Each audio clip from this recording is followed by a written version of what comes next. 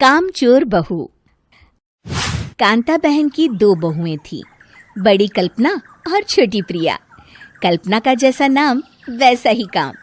सारा दिन कल्पनाओं में रहती, ना कोई काम करती ना कोई धाम।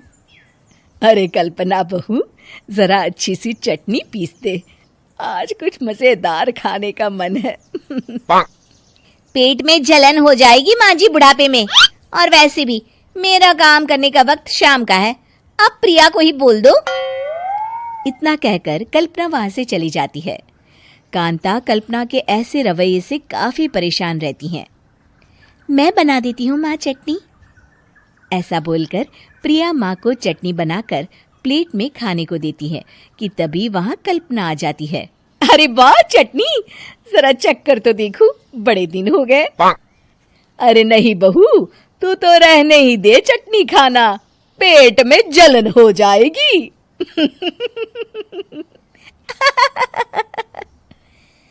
इतना कहकर कांता और प्रिया दोनों हंसने लगते हैं। कल्पना सारा दिन या तो मोबाइल में यूट्यूब देखती या फिर सोती रहती। उसका कमरा भी बिखरा और गंदा रहता। एक दिन कल्पना का पति अशोक उससे कहता है, अरे कल्पना, जानवर भी उस जगह को साफ कर लेता है जहां वो बैठता है, तुम तो इंसान हो, कैसे इतने गंदे कमरे में रह लेती हो? देखो सारा सामान यहाँ वहां बिखरा पड़ा है। ज्यादा अपनी माँ का बोल ना बोलो। हाँ, कमरा तुम्हारा भी तो है, गंदा लग रहा है तो साफ कर लो।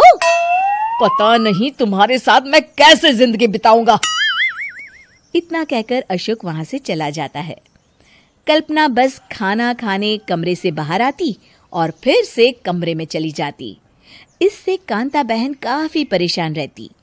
एक दिन प्रिया कांता से कहती है, माँ, मैं सारा दिन काम करके थक जाती हूँ, आप कल्पना दीदी से कहिए ना कि सुबह और शाम का काम बांट ले। मैं तो अब सिर्फ एक वक्त का ही काम करूँगी। हाँ। अरे तू वो भी ना करना, एक बहू तो कामचोर थी ही, दूसरी भी आ गई काम ना करने के बहाने लेकर। तभी वहां प्रिया का पति रमेश आ जाता है। माँ, मैं देख रहा हूँ भाभी कोई काम नहीं करती, प्रिया सारा दिन घर और रसोई का काम करती है, अब कुछ करो ना माँ। कांता मन में कुछ सोचती है और कल्पना के पास जाती है। कल्पना फोन पर मेकअप करना देख रही होती है।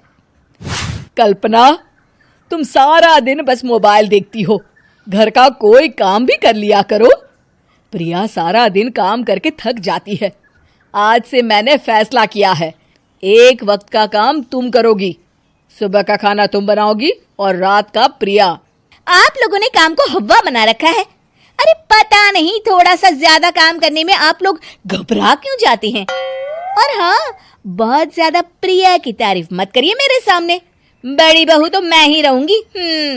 मैं कुछ नहीं जानती, कल सुबह मुझे वक्त से खाना चाहिए, रसोई में आ जाना, वरना कल से तुझे खाना नहीं मिलेगा।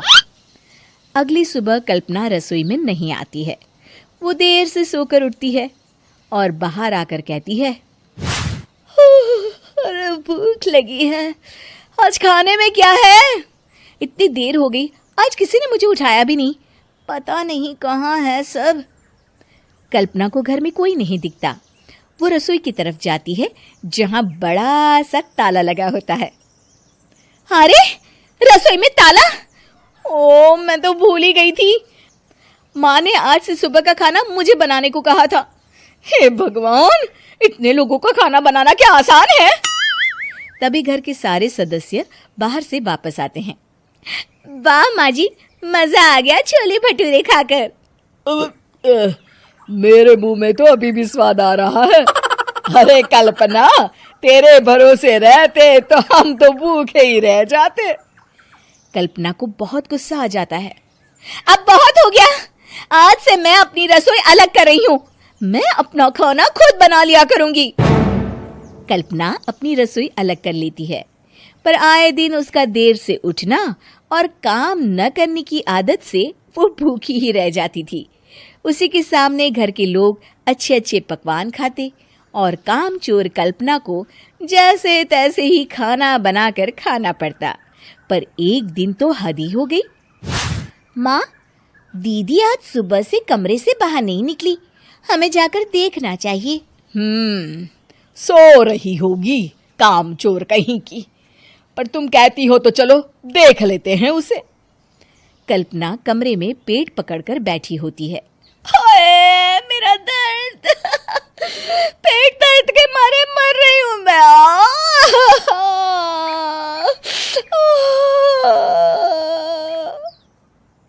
अरे दीदी, क्या हुआ? पेट में दर्द क्यों हो रहा है? डॉक्टर को दिखाया आपने? माँ, कल्पना खड़ी होती है और माँ जी के पास आती है। मुझे माफ कर दीजिए, अब से मैं सारे काम में मदद करूंगी, कभी आलस और काम चोरी नहीं करूंगी। हाँ, वो तो ठीक है, लेकिन अचानक क्या हो गया जो तू काम करने को तैयार हो गई? कामचोर कल्पना। माँ, लगातार बासी और उल्टा पुल्टा खाना खाने के कारण मेरे पेट में इन्फेक्शन हो गया है। काम न करना पड़े इसलिए मैं 2 दिन का खाना एक दिन ही बना लेती थी। बासी और खराब खाना खाने के कारण लेने के देने पड़ गए। पेट में दर्द हो रहा है। चलो अच्छा हुआ, देर आए दुरुस्त आए।